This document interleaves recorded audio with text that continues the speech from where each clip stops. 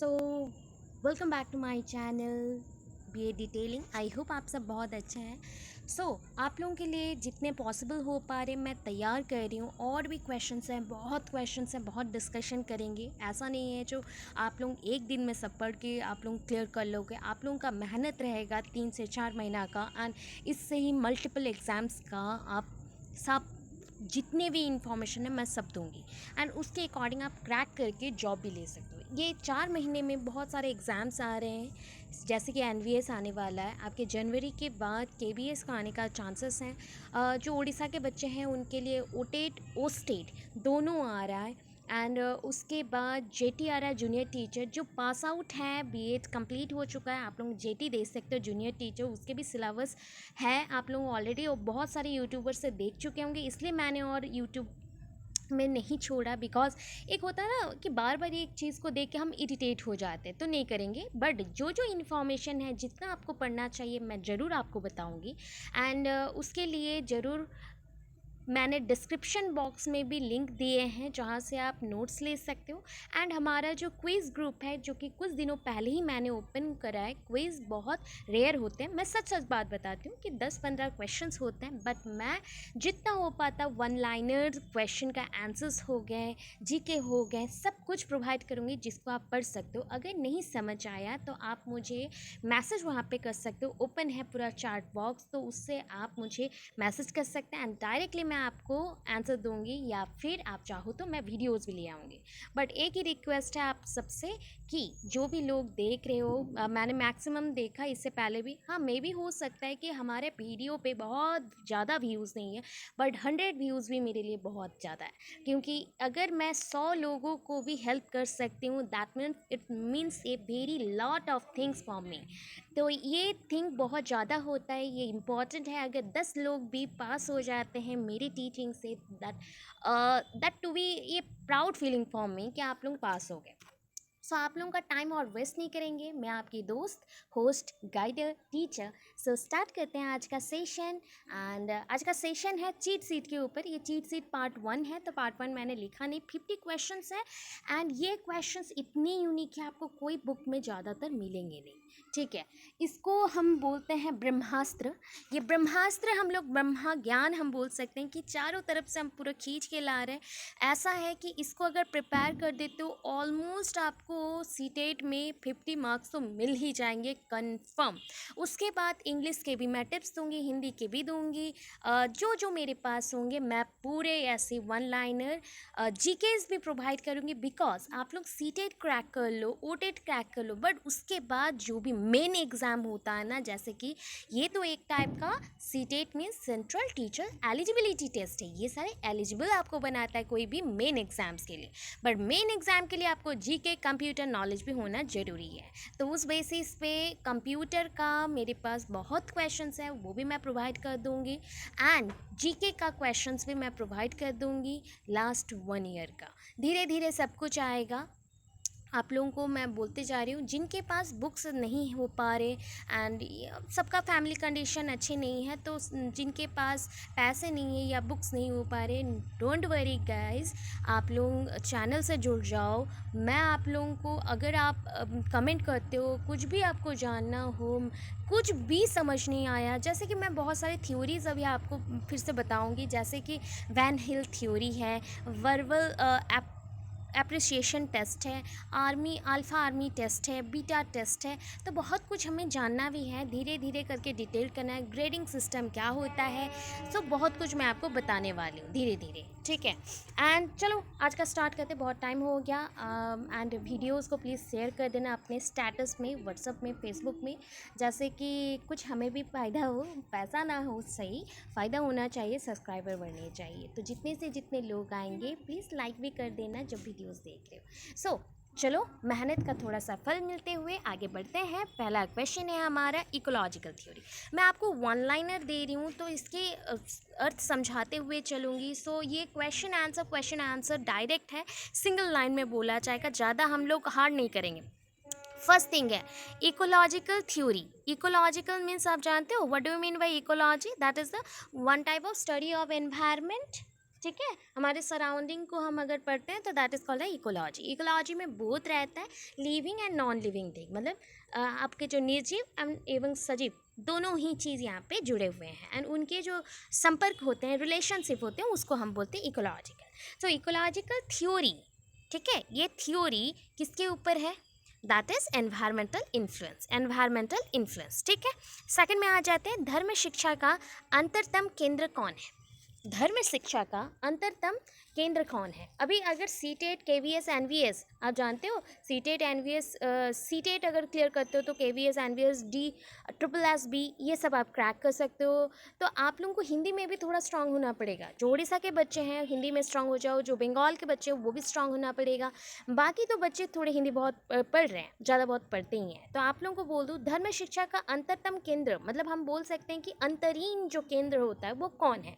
आपको ये ट्रिक देती हूँ, जब भी धर्म का बात आए तो धर्म शिक्षा बोला गया तो धर्म, मैंने आपको रविंद्रनाथ टैगोर जी के बारे में बताया है, आपको मैंने डॉक्टर अरविंद घोष के बारे में बताया है, सर्वपल्ली राधाकृष्णन जी के बारे में बताया है, स्वामी विवेकानंद, गांधी जी, सबका रोल बताया है कि इन लोगों ने एजुकेशन का नींव डाला था एंड बहुत सारे टाइप्स के शिक्षा के विश्लेषण किए थे, एंड उसको करते हुए उन्होंने बहुत सारा डेवलपमेंट किया। तो उस हिसाब से अगर इस क्वेश्चन का आंसर आपको याद करना कन्फ्यूज़न होगा, धर्म, धर्म का जब भी नाम आता है तो हम एक क्विक चाहते हैं कि क्या ढूंढते, स्वामी जी, ऐसा भाव आता है ना, तो आप क्विकली इसको रिसीव करना, स्वामी विवेकानंद। नेक्स्ट एक बुक का नाम है ego development and personality disorder. Ego आप जानते हो, वन काइंड ऑफ हम बोल सकते हैं इसको हिंदी में अहंकार बोध जो आता है। तो ये जब आता है पर्सनालिटी, व्यक्तित्व के जो डिसऑर्डर होते हैं, ईगो डेवलपमेंट एंड व्यक्तित्व का डिसऑर्डर, तो पर्सनालिटी डिसऑर्डर, तो ये किसने बोला था? ये ऑसुवेल ने बोला था। अगर आप भूल जा रहे हो कि ये कैसे याद रखोगे, तो याद रखो, ईगो, जब आपको गुस्सा आता है ईगो में आप क्या करते हो? आइदर गुस्से में हम लोग रो देते, तो रोना मीन्स आंसू आना, याद रखना, ऑसोवेल, ठीक है। देन हम फोर्थ में चलते हैं, एडोलेसेंस एज। कौन सा है एडोलेसेंस एज? बार बार मैं पढ़ा चुकी हूँ, एडोलेसेंस एज है हमारा 12 से 18। अभी के टाइम के अकॉर्डिंग चाइल्डहुड पीरियड कौन सा है पता है? 6 से 12। अगर मैं बोलूँ कि चाइल्डहुड एज तो हमने पढ़ा था कि 2 से पूरा 12, अभी ये चेंज कैसे हो गया? अभी के टाइम पे जो हमारा मतलब बाल्यावस्था से पहले है, ठीक है, हमारा बाल्यावस्था से पहले इन्फेंसी पीरियड है, उसमें 0 to 5 रख दिया गया है, 0 to 5 रख दिया गया है, शैशवावस्था, शैशव अवस्था में रख दिया गया है। तो उस अकॉर्डिंग अगर 6 से 12 आपको कहीं पे भी दिखे आप टिक कर देना। Motivation is the super highway of learning. Motivation, आपको जो मोटिवेट किया जाता है, motivation is the super highway of learning, ये स्टेटमेंट किसने दिया था? आप याद रखना, जब लर्निंग का बात आए ना, तो लर्निंग से जुड़े बहुत सारे क्वेश्चन जब आते हैं तो वो स्किनर के द्वारा ही लिखे गए हैं, मैक्सिमम टाइम स्किनर के द्वारा ही लिखे गए हैं।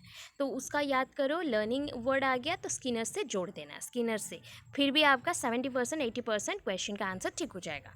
अभी चलते हैं general and special factor theory. General and special factor theory, जब आपको हमने थिंकिंग का पूरा कंसेप्ट समझाया था, जिसने भी थिंकिंग का वीडियो नहीं देखा है हमारे चैनल पे जाए, वहाँ पे थिंकिंग का वीडियो 2 पार्ट में है, उसको पूरा अच्छे से देख लो, क्योंकि आप लोगों ने एग्ज़ाम के लिए उसको स्किप किया था, तो फिर से पढ़ लो, बहुत सारे हैं।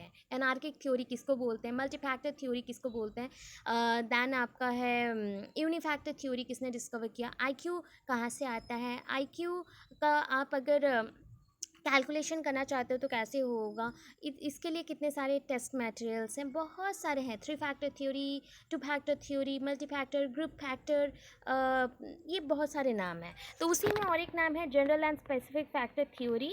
जनरल एंड स्पेशल, देखो जनरल मीन्स क्या होता है, मतलब साधारणतः हम जिसको बोलते हैं एक साथ जुड़ा हुआ जो नॉर्मल फैक्टर्स है उसको जनरल बोला। आप खाना खाते हो, आप चलने जाते हो, जो सब लोग एक साथ कर सकते हैं, मतलब एक तरह का करते हैं। बट जब बात आता है स्पेशल फैक्टर थ्योरी का, तो ये होता है एडिशनल इफेक्ट, सबका जो डिफरेंट होता है, जो सबको अलग करता है, भिन्न करता है, वो होता है स्पेशल फैक्टर। जब ये दोनों जोड़ जाते हैं तो इसको हम बोलते हैं जनरल स्पेशल फैक्टर थ्योरी।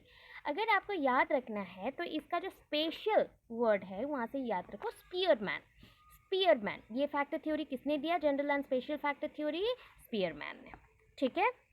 आगे चलते हैं, अभी देखो और एक इम्पॉर्टेंट चीज़, according to right to education act 2009, within how many days the child has to give TC. आपको राइट टू एजुकेशन एक्ट के हिसाब से 2009 में एक बच्चा अगर कहीं पे पढ़ता है एंड वो वहाँ से टीसी लेना चाहे तो कितने दिनों में उसको टीसी मिल जाएंगे? 7 डेज में। याद रखो, राइट टू एजुकेशन एक्ट है 7 डेज में। ओके, देन आया क्वेश्चन नंबर 9। क्वेश्चन नंबर 9 नहीं, one liner 9, that is NCF. जानते हो नेशनल करिकुलम फ्रेमवर्क है, राष्ट्रीय पाठ्यचर्या फ्रेमवर्क है, ठीक है। तो ये क्या प्रपोज करता है? Evaluation system. जो इवैल्यूएशन मूल्यांकन का जो सिस्टम है वो किस पे आधारित है? ग्रेडिंग सिस्टम पे। किस पे आधारित है? ग्रेडिंग सिस्टम पे, मार्क्स पे नहीं, ग्रेड्स पे। अभी का जितना एग्जाम्स हो रहे हैं वो ग्रेड्स पे आधारित है। हो गया। नंबर 10 पे आ जाओ। द बुक, एक बुक है प्रिंसिपल्स ऑफ टोपोलॉजिकल। आप साइकोलॉजी बहुत पढ़े हो, ये टोपोलॉजी है। टॉपोलॉजिकल, तो प्रिंसिपल ऑफ टॉपोलॉजिकल साइकोलॉजी। तो ये थ्योरी, सॉरी, ये इसका थ्योरी भी एक मेंशन है इसी में, फील्ड थ्योरी, ठीक है। आप जब लोगों को ऑब्जर्वेशन में रखते हो तो उसको हम फील्ड थ्योरी बोलते हैं। एंड उससे जो इन्फॉर्मेशन पड़ता है तो उससे पता चलता है कि सबका साइकोलॉजी कैसा है, मनोविज्ञान के रिलेटेड, ठीक है। तो ये उसमें जो प्रिंसिपल्स हैं, ये बुक का नाम है प्रिंसिपल ऑफ टॉपोलॉजिकल साइकोलॉजी। इसको किसने डिस्कवर किया? लेविन ने। किसने डिस्कवर किया? लेविन ने। हिंदी में लिखे तो कैसे लिखेंगे? लेविन, ठीक है, लेविन ने। तो लेविन ने। देन हम नेक्स्ट चलेंगे। द इवेंट, एक स्टेटमेंट आया, the event that is drive reducing, और इसको बोलते हैं ड्राइव रिडक्शन थ्योरी। ये पॉइंट आपको पता है किसने डिस्कवर किया? हाल ने कौन सा थ्योरी दिया था पता है आपको? सुने भी नहीं होंगे क्योंकि ये बीएड बुक में था ही नहीं। एंड उड़ीसा के जितने भी आप बुक्स लाओगे उसमें ये मेंशन भी नहीं होगा। तो हाल का जो थ्योरी है वो होता है रीइंफोर्समेंट थ्योरी। हाल रीइंफोर्समेंट, ओके। हाल का कौन सा थ्योरी है? Reinforcement theory. और हम बोले तो ड्राइव रिडक्शन थ्योरी, ये भी होता है हाल का, ठीक है। देन नेक्स्ट आया टोलमैन ने क्या डिस्कवर किया? एसएलटी, ठीक है। क्या डिस्कवर किया? एसएलटी, साइन लैंग्वेज थ्योरी, और बोल सकते हो sign learning theory. Language theory भी बोला जाता है, लर्निंग थ्योरी भी बोलते हैं। स्पेशली इसको लर्निंग थ्योरी बोला जाता है, लैंग्वेज के अंदर भी बहुत सारा लर्निंग होता है इसलिए साइन लर्निंग थ्योरी, ठीक है। वुडवर्थ ने बहुत इंपॉर्टेंट एक चीज़ बताई थी जो कि हेरिडिटी एंड एनवायरनमेंट के प्रोडक्ट से गुणात्मक जो एक आकलन होता है उसी से एक बच्चा का डेवलपमेंट हो सकता है। तो D इक्वल्स टू क्या होता है? H equals to E। तो अभी आपको E मतलब पता है क्या है? हेरिडिटी इनटू एनवायरनमेंट हम बोल सकते हैं पर्यावरण, और हेरिडिटी मतलब आनुवंशिकता। तो ये दोनों के प्रोडक्ट मीन्स गुणात्मक, ठीक है। गुणा से क्या हो जाएगा? हमारा डेवलपमेंट होता है बच्चों का। एक को बोलता है नेचर जो एनवायरनमेंट है, एक नर्चर जो कि हमारा हेरिडिटी है, जो कि जीन के थ्रू पास होता है। देन आगे 14th में वन लाइनर क्या है देखो, बाल विकास में अध्ययन, ठीक है। अध्ययन का मतलब हम बोल रहे हैं कि सीमा कहाँ से कहाँ तक है, prenatal stage to adolescence. मतलब अध्ययन आप कहाँ तक करते हो? एक पीरियड तक, डेफिनेट पीरियड तक ही अध्ययन करते हो जो कि आपका एडोलेसेंस पीरियड है। उसके बाद आप उसमें मास्टर्स हो जाते हो। तो प्री नाटल टू एडोलेसेंस, ठीक है, बाल विकास में अध्ययन। देन हमारा और एक टेस्ट आया है, ये आपको याद रखने के लिए बहुत अच्छा सा मैं हिंट दूंगी। Ink blot test. अच्छा, अगर कॉपी में आप हाथ में इंक पकड़े हो या पेन पकड़े हो, उसका इंक निकल गया और क्या हो गया? वहाँ पे दाग हो गए, धब्बे हो गए ना। तो धब्बे हो गए तो उसको हम बोल दोगे रॉ सच। क्या बोल देंगे हम? रॉ सच। तो रॉ सच, हॉर्मैन रॉसेच, याद रखोगे। हॉर्मैन रॉसेच एक बड़ा नाम होगा। धब्बा के अकॉर्डिंग आप थोड़ा सा थिंक कर लेना, धब्बा जैसे फैल जाता है वैसे इनका नाम बड़ा है इसलिए। अच्छा, अभी थोड़ा सा आते हैं चाइल्ड एप्रिशिएशन टेस्ट। चाइल्ड बोला गया है, चाइल्ड एप्रिशिएशन टेस्ट बोला गया है। एप्रिशिएशन टेस्ट तो याद ही नहीं रहेगा, चाइल्ड तो याद रहेगा। चाइल्ड को हिंदी में क्या बोलते हैं? हिंदी में बोलते हैं बालक। तो ये थ्योरी मतलब हम साइकोलॉजी में ही यूज़ करते हैं, और ये टाइप का टेस्ट हम लोग आकलन करने के लिए यूज़ करते हैं। तो ये चाइल्ड एप्रिशिएशन टेस्ट बालक ने दिया था, दैट इज़ बैलॉक, बैलॉक, ठीक है। जो यहाँ पे एजुकेशनिस्ट है उनका नाम है बैलॉक, बट यहाँ पे बैलॉक को हमने थोड़ा सा तोड़ के बोला बालक, ठीक है। फिर आते हैं हम एक थीमेटिक एप्रिसिएशन टेस्ट।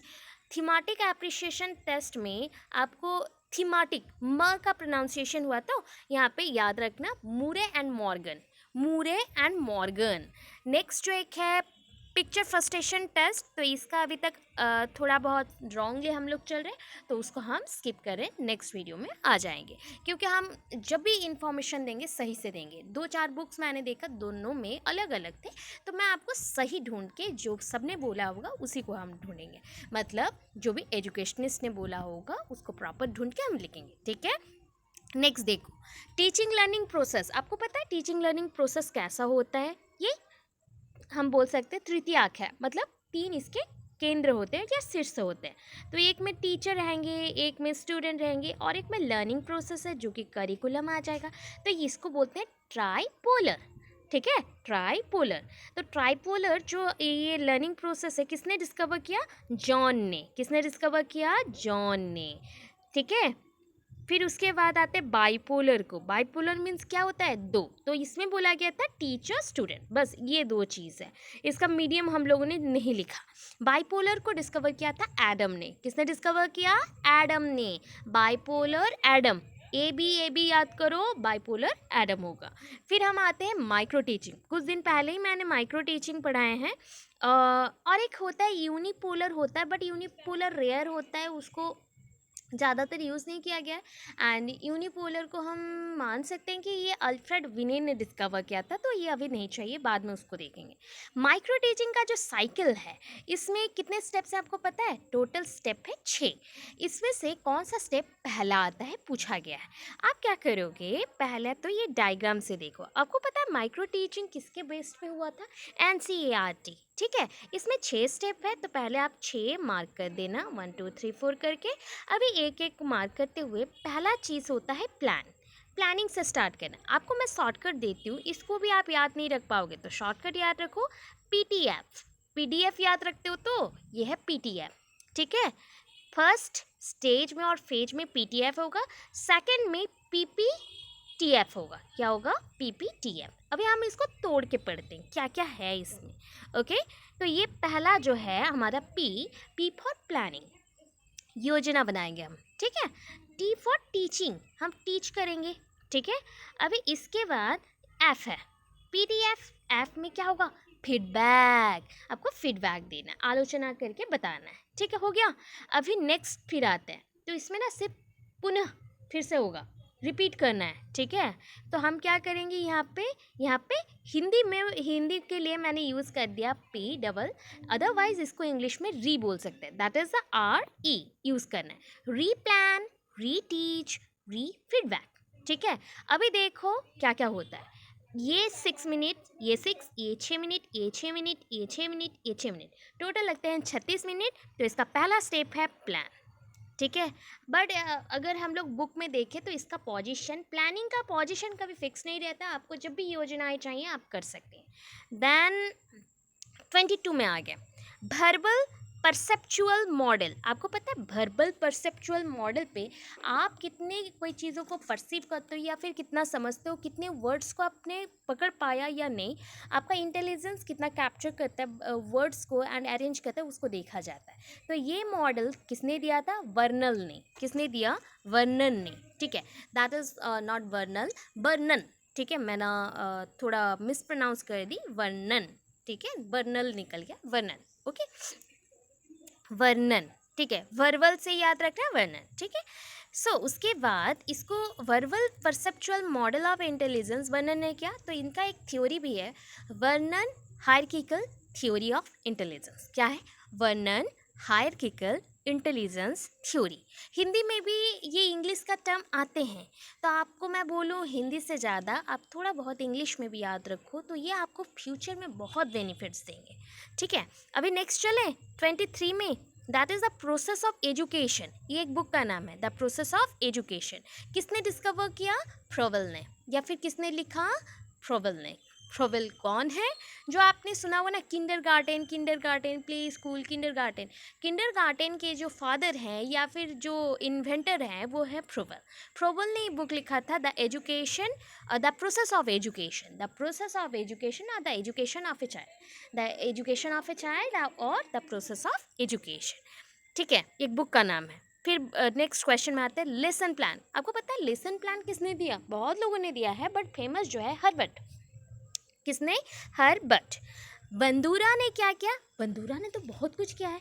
अभी बंदूरा एक तो सोशल कंस्ट्रक्टिव हिस्ट्री है।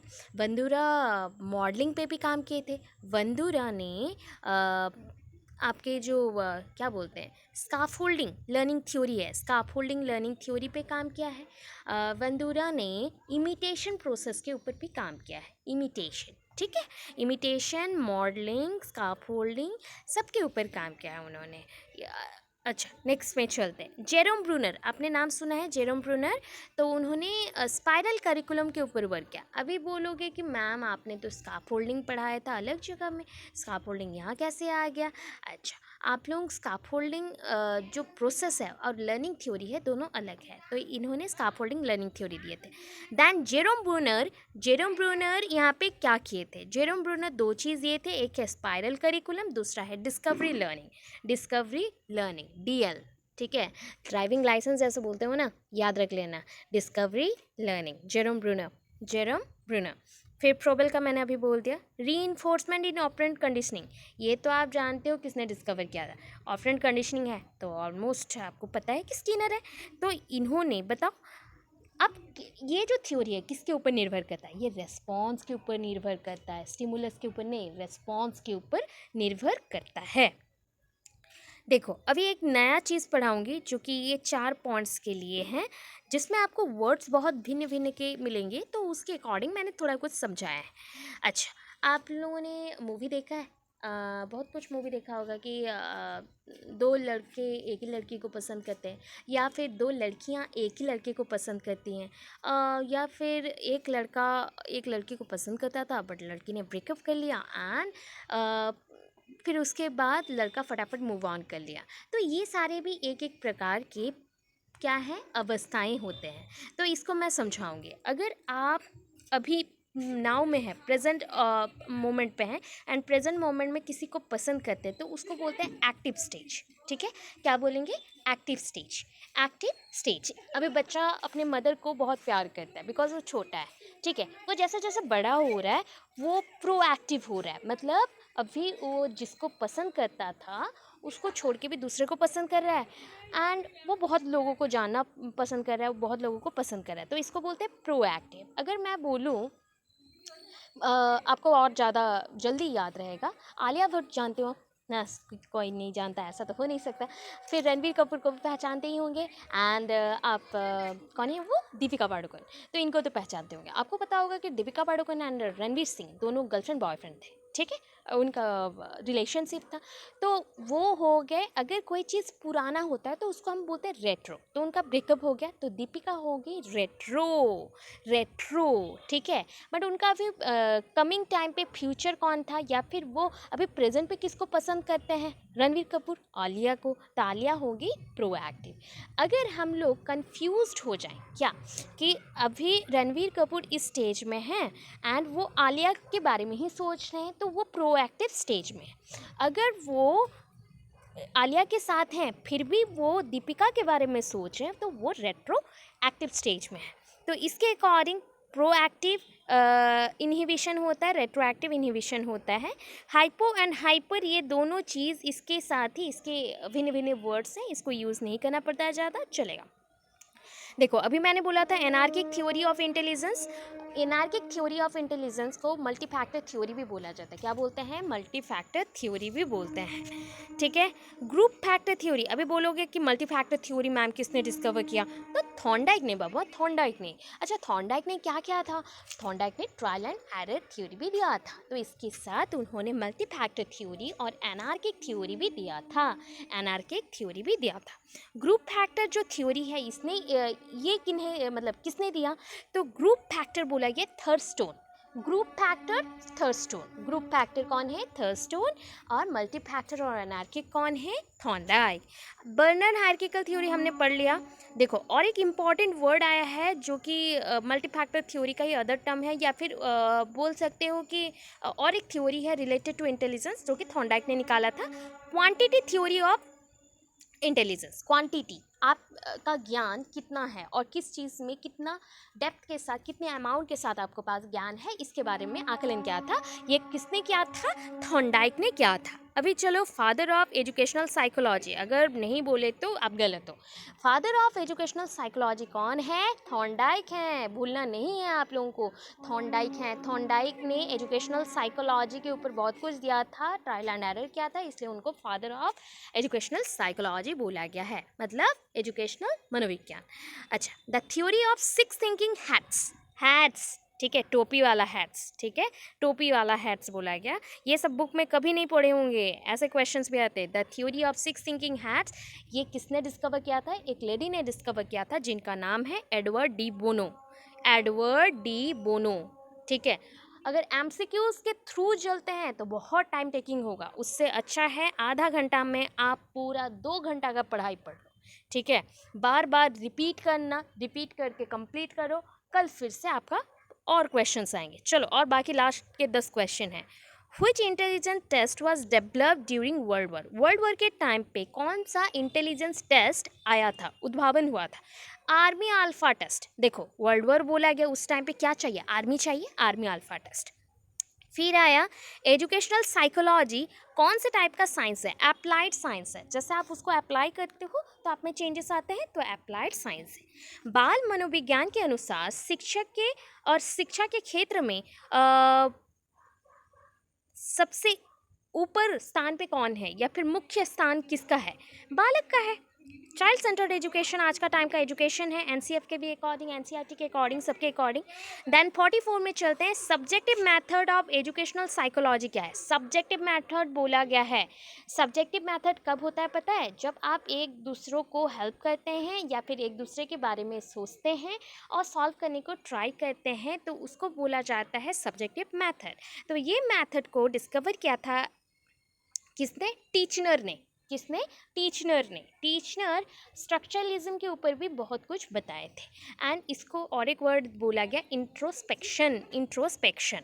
अभी देखो 45 पे आ जाते हैं। द 20th सेंचुरी, जो ये 20th सेंचुरी चल रहा है, इसको बोला गया है द सेंचुरी ऑफ चाइल्ड। ये बच्चों का सेंचुरी है। किसने बोला? देखो 2 बार जो मैं हिंट दे रही हूँ, सेंचुरी वर्ड 2 टाइम्स है, तो यहाँ पे भी सी से ही नाम आएगा, Crow and Crow. Crow and Crow, ठीक है। फिर 46 में चलते हैं। Maturity is related to dash. Maturity always related to development, ये फर्स्ट क्लास में हमने पढ़ा था और नहीं पढ़ेंगे। एट व्हिच मैच्योरिटी मीन्स परिपक्वता। परिपक्वता कब आते हैं? जो विकास होता है, हर एक चीज़ में परिपक्वता आता है आपका। 47 देखो। At what stage feelings like same and pride, मतलब आपको शर्म भी आता है, गर्व भी होता है। मतलब कुछ अच्छा काम कर दो तो गर्व होगा, कुछ बुरा कर दो, कोई बोल देगा कुछ, तो शर्म भी लगता है। तो ये चीज़, मतलब ये थ्योरी किसने डेवलप किया था और ये चीज़ कब होता है? चाइल्डहुड में हुआ था। आपको पता है प्राइड एंड सेम, ये आपने कहाँ पढ़ा था? मुझे ज़रूर बताएं। प्रीवियस टाइम जो हमने क्लास किया 100 लोगों ने देखा, बट किसी ने मेरे क्वेश्चंस का जवाब नहीं दिया। आप लोग अगर क्वेश्चन का जवाब नहीं दोगे तो एक्टिव कैसे बनोगे? एक्टिव बनो, उड़ीसा के बच्चे एक्टिव बनो। एक्टिव नहीं बनोगे, पैसा बर्बाद कर रहे हो कोचिंग कोचिंग कोचिंग में।